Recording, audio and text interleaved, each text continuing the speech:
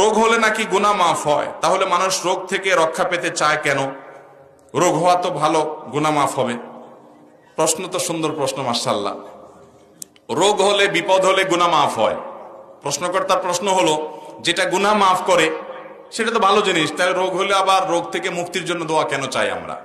এই প্রশ্ন উত্তর হলো, নবী করিম সাল্লাল্লাহু আলাইহি সাল্লাম বলেছিলেন তার দোয়ার মধ্যে, আল্লাহ আপনি যদি আমার উপরে অসন্তুষ্ট না হন, আমার কোনো বিপদ হয়, কষ্ট হয়, ফালা উবালি, আমি পরোয়া করি না, আমার কিছু যায় আসে না। আপনি কষ্ট দিচ্ছি, কষ্টের মধ্যে ফেলে যদি আমাকে আপনি রাগান্বিত না হন, আপনি সন্তুষ্ট থাকেন, আমি সেটাকে মেনে নিব। আল্লাহ অসুস্থ হলে, রোগ দিলে আল্লাহ রাব্বুল আলামিন আমরা সন্তুষ্ট হব, কারণ এর মাধ্যমে আল্লাহ গুনাহ মাফ করবেন।